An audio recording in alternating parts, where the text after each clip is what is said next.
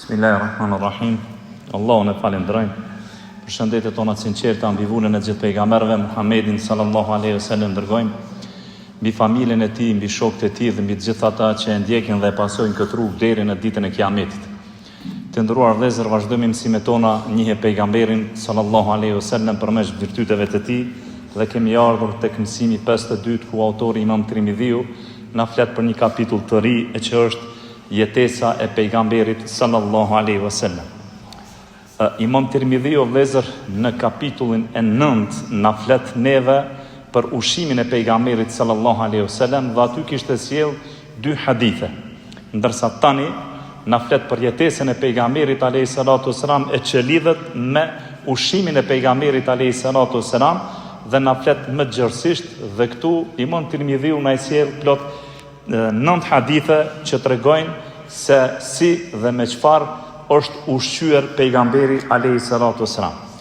I dërguari i Allahut, o vëllezër, Muhamedi sallallahu alaihi wasallam nuk i ka kushtuar rëndësi të madhe jetës së kësaj dynjaje, sepse rëndësia kryesore e pejgamberit alayhi salatu wasalam ka qenë bota tjetër, ahireti. Prandaj edhe pejgamberi alayhi salatu wasalam, o vëllezër, është mjaftuar prej ushqimit aq sa e ka ngjin barkun e tij, edhe pse barku i tij asnjëherë nuk ka qenë pra i mbushur apo i ngjit plot.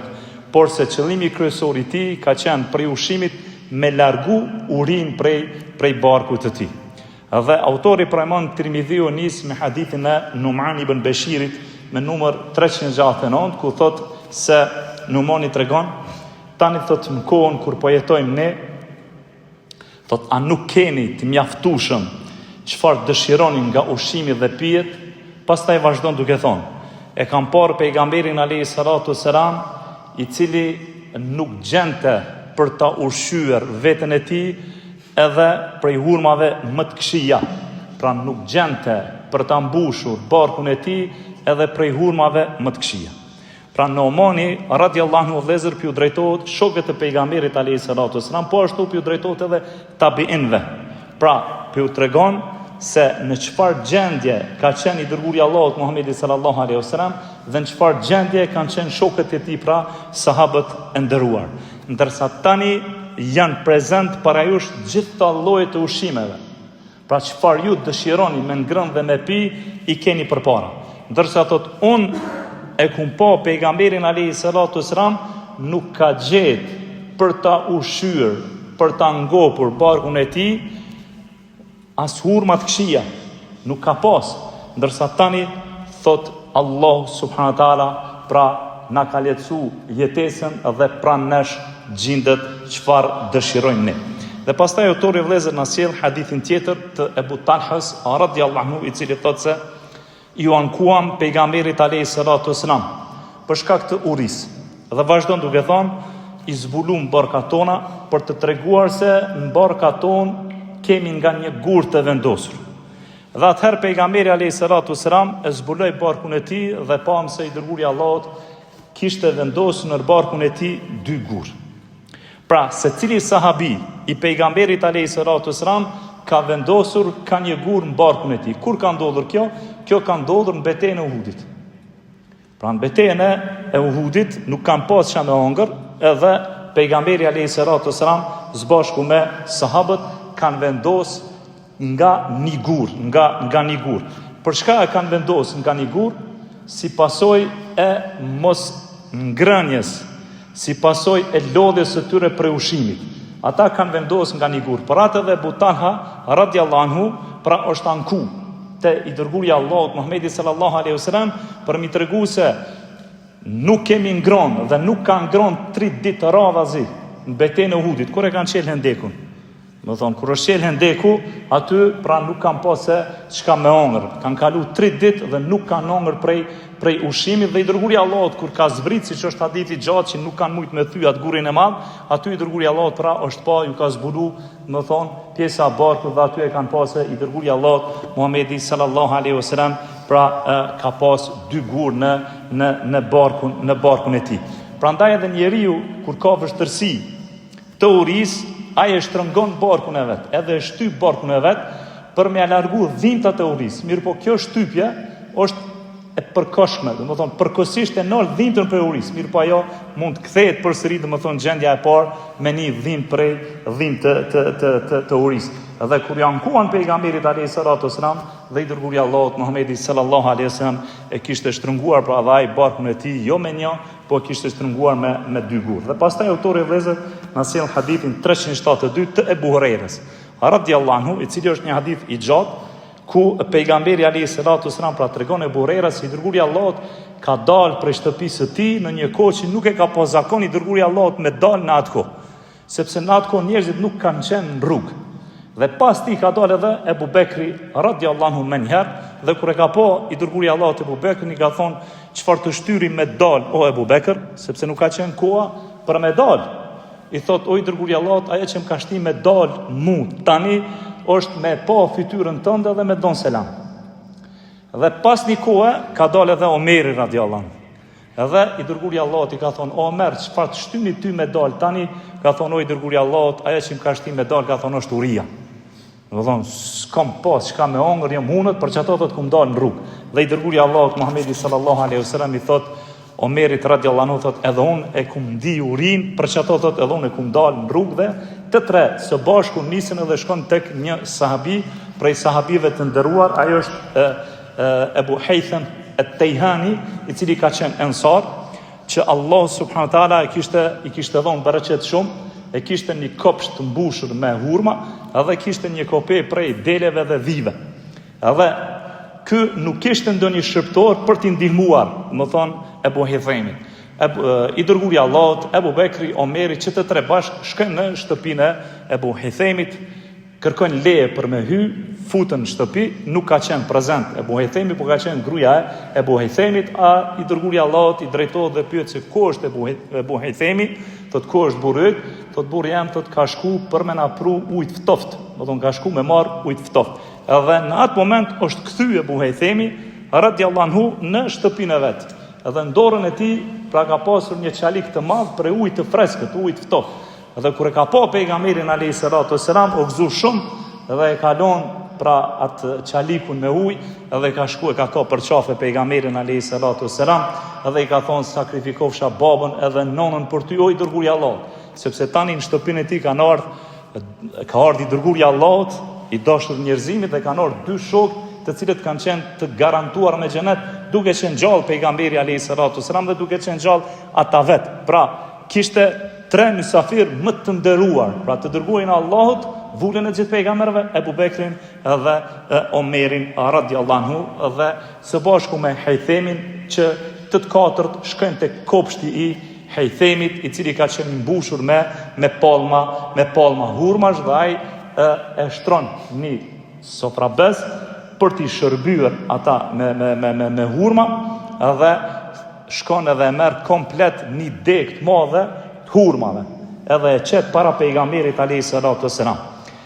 Në atë deg ka pas hurma edhe të pjekura edhe të papjekura, dhe kur e sheh dërguari Allahut Muhamedi sallallahu alaihi wasallam, domethënë se çfarë bëri ai për ta, ju drejtu pejgamberi i Zotit dhe i tha Haythamit, pse nuk na solle hurmat e pjekura e jo me pru kret degën. Ndërsa Haythami thotoi dërguari Allahut, thotë ku mbo këto se dëshira ime është që ju me zgjedh prej hurmave. Pe hurmave të pjekura, pe hurmave dhe të papjekurave. Dhe kjo është një nder i madh që kur të vjen ty dikush mysafir, nëse ti ja shtron sofrën, edhe nuk ja imponon me hongër, por ja qet dhe ai zgjedh ato që e ka qef më shumë ti, kjo është nder për mysafirin. Dhe kështu ka vepruar edhe Haythami, ka thonë ja Resulullah, thotë unë e kam pru këto që ti me zgjedh vet, çfarë dëshiron ti me hongër prej hurmave. Dhe pastaj thotë sahabiu i nderuar, thotë hëngrën edhe pitën prej ujit ftoft, dhe pastaj i dërguari Allahut Muhamedi sallallahu alaihi wasallam thotë e përmend fjalën e Allahut subhanahu wa taala, pra si kanë ngrënë dhe kanë pi, i dërguari Allahut Muhamedi sallallahu alaihi wasallam thotë në hadith, thotë për këto dhunti keni mu pyet ditën e Kiametit. Për këto dhunti keni mu pyet ditën e Kiametit. Pra tani jeni vendosur në një hije, se temperaturat e mëdha, ujë freskët, hurma taze, edhe keni me dhon llogarit tek Allah azza xhela për këto të mira dhe këto dhunti, dhe lexoj fjalën e Allahut subhanahu wa taala tek surja at-Takathur ayati numër 8, pastaj atë ditë ju do të pyeteni për kënaqësitë e kësaj bote. Dhe kënaqësia e përmendur në këtë ajet është për qëllim vëllezër rehatia, shëndeti, ushqimi, veshmbathja dhe çdo sen që ka të bëjë për lumturinë e njeriu në këtë dynjë. Dhe i dërguari Allahut Muhamedi sallallahu alaihi wasallam e lexoi këtë ajet dhe ju tregoi sahabëve se për këtë gjë keni mu pyet për Allahut subhanahu wa taala. Pra nëse njeriu është falëndërues ndaj gjitha këtyre të mirave që Allahu azza xhala e ka thënë në këtë dynjë, pra ai është për atyre që e ka arritur gradën e falënderimit dhe të jetë i shpëtuar në dynjë dhe në ahiret. Prandaj dhe njeriu vëllezër duhet me ditë vlerën mirësive që e ka dhënë Modhi Zot. Qofshin ata pije, ushqim, veshbathje, makinë e kështu me radhë. Dhe pastaj Ebu Hejthemi radhiyallahu anhu u ngrit për me përgatitur ushqim, sepse fillimisht i dha me ëngër prej hurmave dhe prej ujit të freskët, ujit të ftohtë. E që ishte ushqim frutor, ndërsa u ngrit dhe shkoi për me therr një dele dhe i dërguari Allahut u drejtu dhe i tha mos e therr atë delen e cila jep çumësht, që do të thotë mos e humb ti atë dele dhe pastaj ti me humb dhe përfitimin pra asaj dele. Mirë po thotë shko therr diçka që domethënë nuk mbilet. Dhe shkon edhe e therr një erë të ri, e përgatit ushqimin dhe së bashku me të pra edhe i dërguari Allahut, Ebu Bekri, Omeri dhe Ebu Hejthemi që gjithë së bashku hanë dhe pinë prej atij ushqimi dhe i dërguari Allahut Muhamedi sallallahu alaihi wasallam pastaj i drejtohet Ebu Hejthemi dhe i thot a ki shërptor? Se komplet këtë punën e boni vetë, më thonë ujin, hurmat, e theri, edhin, e pjeku, e shtroj sofrën, gjitha i boni vetë dhe i thot pejgamberit alayhi salatu wasalam, o i dërguari Allahut nuk kam shërptor. Lind pyetja, pse i dërguari Allahut e pyetja a ki shërptor? Për arsye se i dërguari Allahut deshi të i revanshohet me një më të mirë se sa ajo që ja ka shtru këtij. Pra më apru një shërptor për me ndihmu kujt? Ebu Hejthemit, se nuk i ka mbetur as kujt bosh dunjë pejgamberi alayhi salatu wasalam. Dhe kur i tha jo i dërguari Allahut Muhamedi sallallahu alaihi wasallam tha kur të vihet tek unë ndonjë rob lufte, hajde tonë. Me qëllim që me tallon. Dhe pas një kohe ndodhi kjo.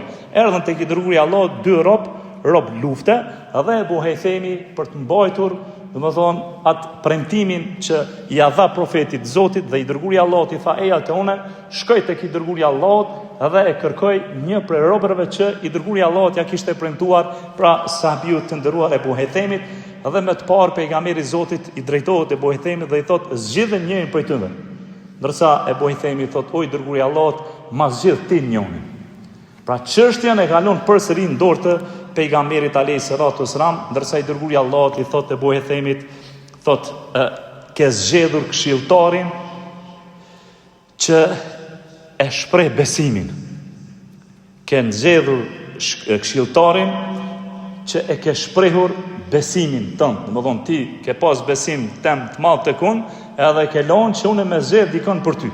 Prandaj ai i cili kërkon këshill prej dikujt, dije se aja ka besu çështjen atij.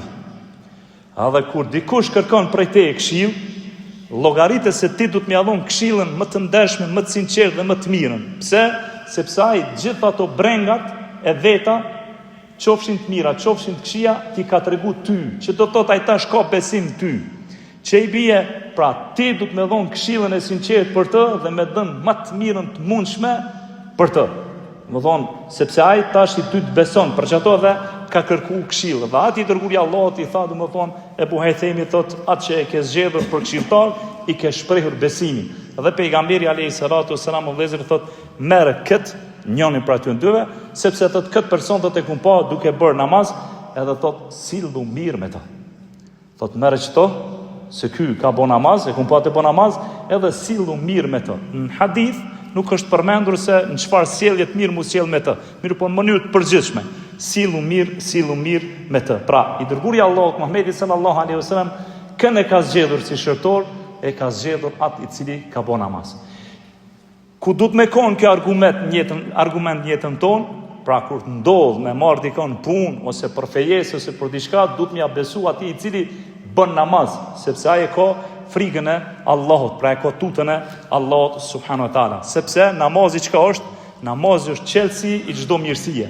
Andaj ai i cili e ruan namazin, dini se ai edhe e ka ruajt fen. Ndërsa ai i cili nuk ka namaz, ai nuk mundet me rujt fenë e Allahut subhanahu wa taala dhe mbi gjitha, domethënë pa namaz e humb edhe dynjon, por e humb edhe ahiretin. Edhe Ebu Hithemi radiallahu anhu e murat që ja zgjodhi pejgamberi alayhi salatu wassalam dhe u nis me shku te shtëpia vet për me i tregu gruas tij se i dërguari i Allahut na dha një rob për me na i lehtësu punët tona dhe i tregoi çfarë i kishte thonë pra pejgamberi alayhi salatu wassalam dhe sillu mirë me të. Pra Ebu Hithemi o vëllezër dëshiroi tash të konsultohet me gruan e vet. Si të vepronte për këtë shërptor në dritën e kësaj porosie madhështore të pejgamberit alayhi salatu wassalam. Ki kujdes dhe sillu mirë me të. Ndërsa gruaja u përgjigj o vëllezër dhe tha, amanetin e pejgamberit alayhi salatu wassalam nuk mundesh me e zbatu. Nuk mundesh me zbatu amanetin e pejgamberit alayhi salatu wassalam vetëm atëherë kur ti e liron këtë rob. I dërguari i Allahut ta ka thonë. Ka thonë ja ku e ki këto, ky bën namaz edhe sillu mirë me to. Edhe ky shkon te gruaja vet me i tregu dhe me marr këshillën se çfarë me bë, ndërsa ajo i thot emanetin e dhënë të pejgamberit Zotit nuk mundesh me çun vend vetëm atëherë kur ti e liron këtë robin që ta ka dhënë pejgamberi alayhi salatu wassalam. Ebu Hithemi ka qenë për atyre që Allah i ka dhënë pasuri, Allah i ka dhënë mal, ka pas domethënë kopsht të mbushur me plot fruta, plus ka pas kope për dhënave dhe dive, edhe ka qenë vetë ai i cili ka mbajt. Vërtet ai ka pas nevojë për një shërptor. Mirë po, edhe e dyta, kush ja zgjedhi këtë shërptor? Ja zgjedhi i dërguari i Allahut Muhamedi sallallahu alaihi wasallam. Mirë po, ai e kishte një gru të devotshme, një gru të sinqertë, edhe shkoi dhe u konsultu me të. Për ato vëllezër kur të ndodh ty ndonjë gjë, edhe vërtet kërkohet prej te mu këshillu me dikon, zgjedhja ata që janë burrat më të mirë, ata që i kanë dije dhe ata të cilët janë sinqert, sepse ata e kanë tutën Allah dhe ta japin këshillën e sinqert, pra karshite. Dhe çfarë i tha kjo gruaja? I tha liroje. Atëherë Ebu Hithemi, pra çu them, si e përdorim na shprehjen pa një pa dy, pra pa hezituar hiç, me njerë i tha, prej tani ti e i lirë. E ka marrë për te pejgamberi sam, ka orë të shpia, la pashti mrena në shpi mirë, e ka liru, pra e kalon të lirë. Çfarë përfitojmë na për kësaj pjese? Kjo tregon o vëllezër se sa të kujdesshëm kanë qenë shokët e pejgamberit karshi emanetit të pejgamberit alayhi salatu wassalam. E para dhe e dyta, ata kanë garu mes një tjetrit për me bo vepra dhe punë të mira. Për ato dhe kanë pas frikë se mos ndoshta nuk do ta çojnë emanetin vend, kështu që mas mirti pra e kalon të lirë, vetëm pra minet e karshi fjalës së pejgamberit alayhi salatu wasallam. Kur i dërguari i Allahut e dëgjon veprën e Ebu Hithemit, thot nuk ka pejgamber të dërguar dhe as sundimtar udhëheqës, vetëm se rreth tyre janë dy lloj këshilltar, dy lloj miq. Vazhdon duke thonë, ata që të udhrojnë dhe këshillojnë për punë të mira dhe ndalojnë nga keqja, dhe atyre të cilët nuk ju intereson as që brengosen për devimin dhe shkatrimin e tyre, andaj thot atë që Allah e ruan prej miqve të këqij, vërtet është ai i ruajtur. Pra nëse një njeri i ka shokët e mirë, miqtë e mirë, këshilltarët e mirë, ata këshilltarë vëllezër drejt kahit e udhëzojnë shokin e vet, drejt së mirës dhe largon drejt së keqes. Është e pamundur ata me çun devim. Por nëse i ka shok të këqij, miq të këqij, këshilltar të këqij, ata e çojnë në shkatrim edhe e çojnë në humbje. Dhe pastaj autori vëllezër na sjell hadithin 373 nga Sa'd ibn Abi Waqqas, i cili thot: radiyallahu anhu, jam njeriu i parë i cili ka derdhur gjak në rrugën e Allahut. Vazhdon duke thonë, dhe jam i pari që kam gjuajtur me shigjet në rrugën e Allahut. Thot isha në ekspedit me disa prej shokëve të pejgamberit sallallahu alaihi wasallam, nuk kishim për të ngrënë tjetër pos gjethe pemësh, prej të cilave na u lënduan buzët dhe na u bën plag, derisa edhe nevojat tona fiziologjike i ngjanin bajgës së deleve dhe deveve. Vazhdon Sadi duke thonë, kurse sot fisi Benu Esed m'akuzojnë fen time. Thot jam shkatruar dhe më janë shkatruar veprat e mia nëse jam ashtu siç pretendojnë ata. Sadi radiallahu anhu, pra Sa'd ibn Waqqasi, sahabiu i nderuar i pejgamberit alayhis salatu wassalam, këtu po tregon për veten e vet. Se ka qenë prej të parëve i cili ka vrarë në rrugën e Allahut dhe ka qenë prej të parëve i cili ka gjuajtur me xhigjet në rrugën e Allahut. Pra Sa'di me këto fjalë vëllezër nuk po don ai me lavdru veten, sepse nuk ka qenë kjo virtyt edhe tipar i shokëve të pejgamberit alayhis salatu wassalam.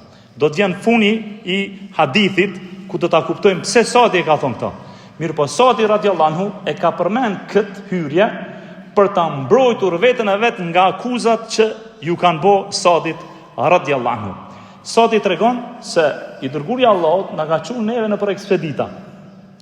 Dhe ka pas raste që kemi qenë shumë të uritur, nuk kemi pas se çka me hongër dhe me pi, dhe kem hongër gjethet pemëve, ndërsa jashtëshitja jonë ka qenë njëjtë sikurse jashtëshitja e kafshëve, nuk kanë pas as hurma, as buk, as kurrë, por kanë hongër prej gjetheve të pemëve. Pastaj thot, derisa dhe nevojat tona fiziologjike i ngjanin bajgës së deleve dhe të deveve, sepse ushqimi i tyre kush ka qenë? Ka qenë fletat dhe ka qenë bari.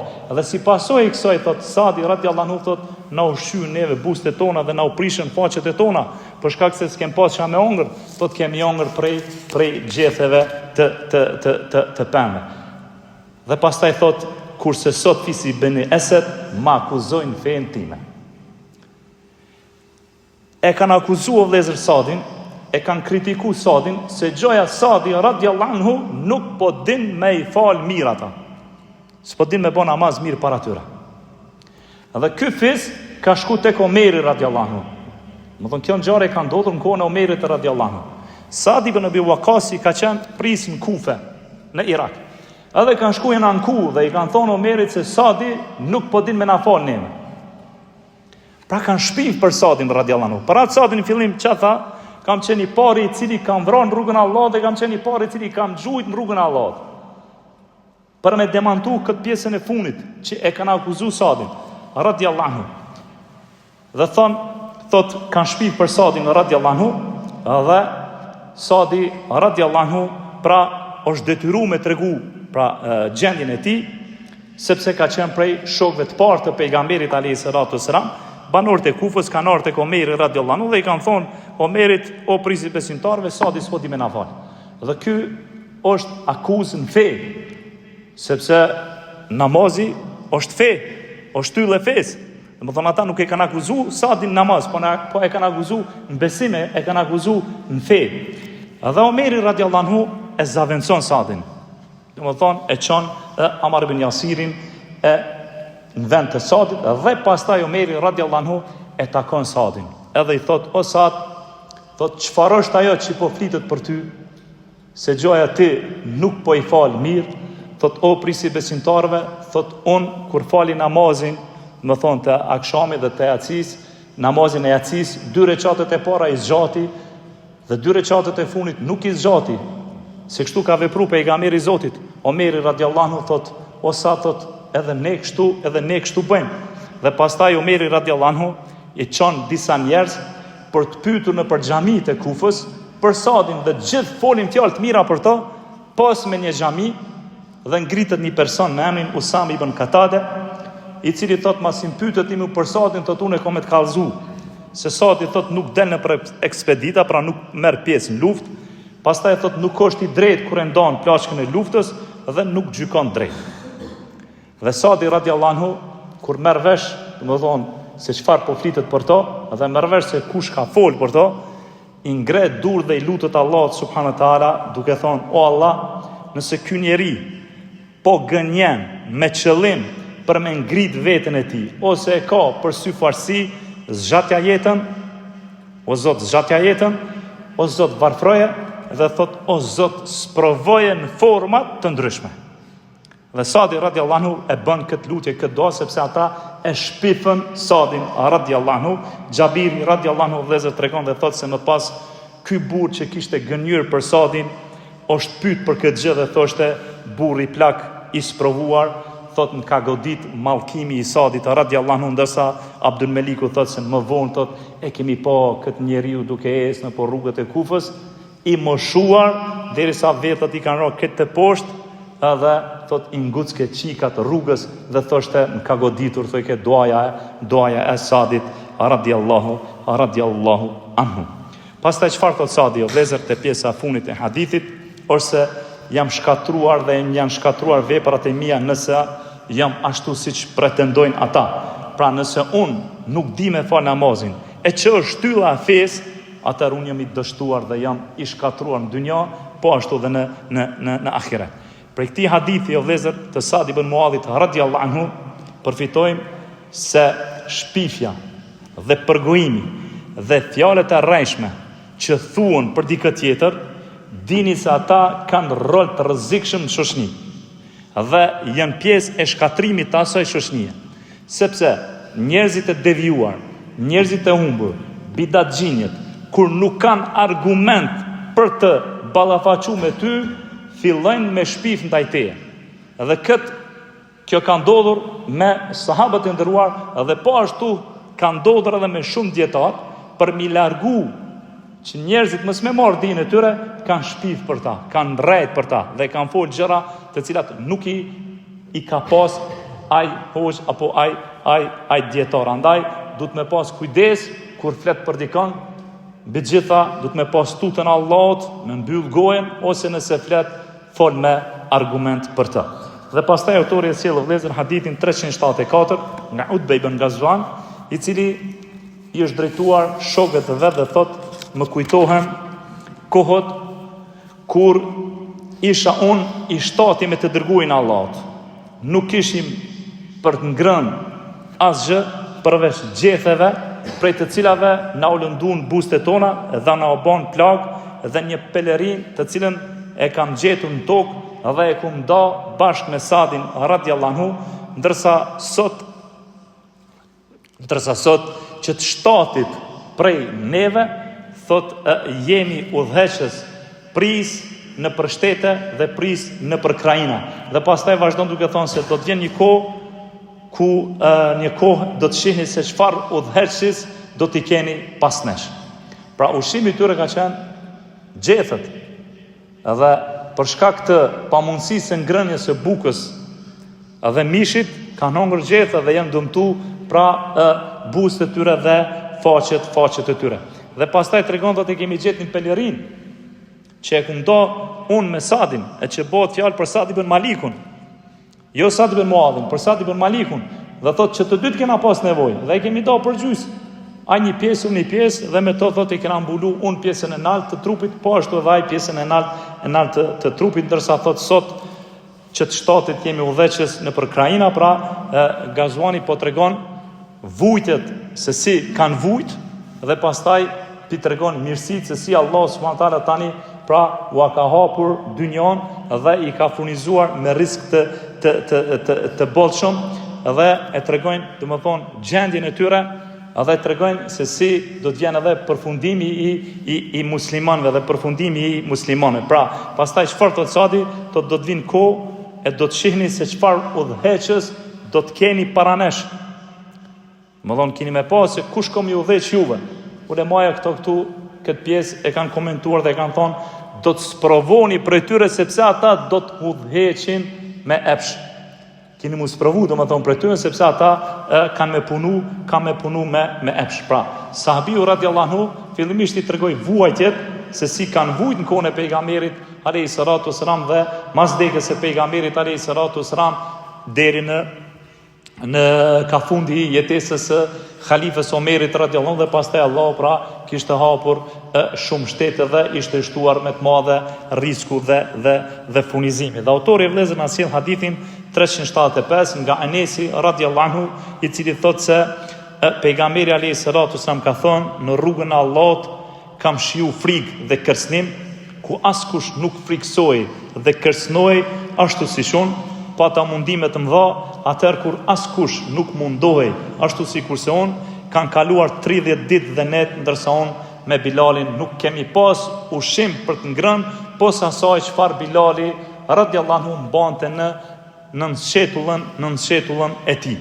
Pra 30 ditë dhe 30 net kanë kalu, pejgamberi alayhi salatu wasallam nuk ka pas çfarë me hongër.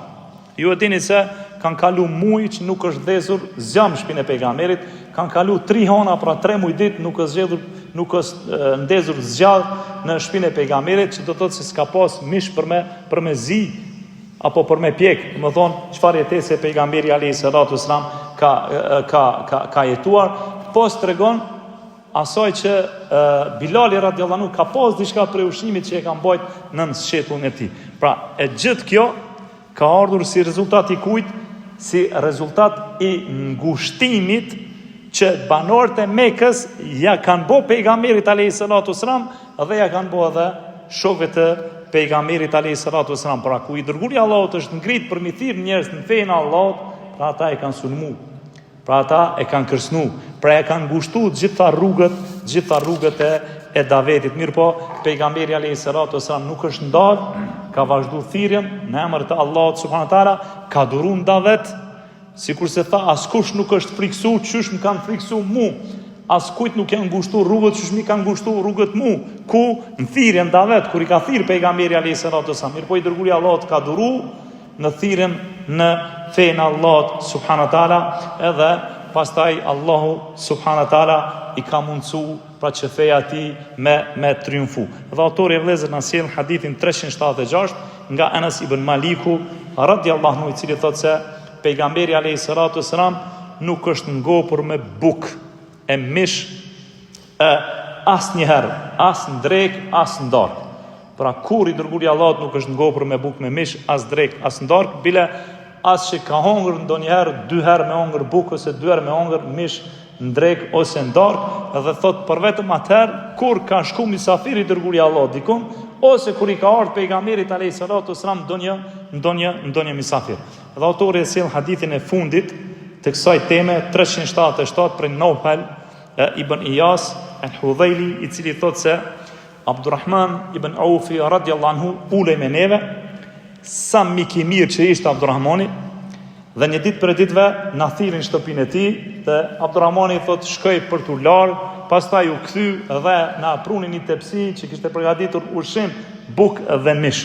Dhe në momentin kur e pruni tepsin që kishte përgatitur me buk dhe mish, dhe filloi thot Abdurrahman ibn Aufi radhiyallahu anhu me çajt me Zot madh, ndërsa na thot e pyetëm pse po çon, domethënë cili është sebebi që ti po çon, thot ka vdekë i dërguari i Allahut, ndërsa ai dhe familja e tij asnjëherë nuk janë ngop me buk elbi, jo me buk të grunit, po me buk të elbit. Prandaj thot kam frikë se të mirat tona ne janë përshpëtuar në këtë dynjë, ndërsa ahireti është më i mirë për muslimonin, më i mirë për muslimonin. Pra, Abdurrahman ibn Aufi radhiyallahu anhu i ka thirr misafir. Ndërsa ky sahabi, çfarë po thot për të, sa mik i mirë që ishte. Pra transmetuesi Nofeli o vëllezër, pe lavdron Abdurrahman ibn Aufin, i cili ka qenë një prej shokëve të pejgamberit alayhi salatu wasalam. I ka gostis njerëz, edhe kanë pas shef të tjerët me nejt me shokët e pejgamberit alayhi salatu wasalam, me përfitu prej dijes së tyre që ata e kanë marrë prej pejgamberit alayhi salatu wasalam. Dhe thot kur na prunin një tepsi me mish, dhe fillum të tu afrum në aty të me hongër, thot Abdurrahman ibn Aufi radhiyallahu anhu filloi duke çajt prej frikës se mos ndoshta na është pra hapur dynjaja dhe të mirat e saj, dhe pastaj bëhet kjo si dëm për neve duke vapru pas dynjos, dhe rezultati i saj është se neve pastaj me na u paksu të mirat që Allah neve pra na i kalon për botën tjetër. Prandaj ky është sebebi që Abdurrahman ibn Aufi radhiyallahu anhu ka çajt prej frikës të përshpejtimit të mirave në këtë dynjë, e jo prej të mirave që ka përgatitur Allah subhanahu wa taala në botën tjetër. Dhe ky hadith pra tregon se sa asket pra kanë qenë shokët e pejgamberit sallallahu alaihi wasallam, dhe ky është dersion për sonte, me shpresë që takohemi në derset e radhës. Sallallahu alaihi wasallam. Allahu ju nderoft.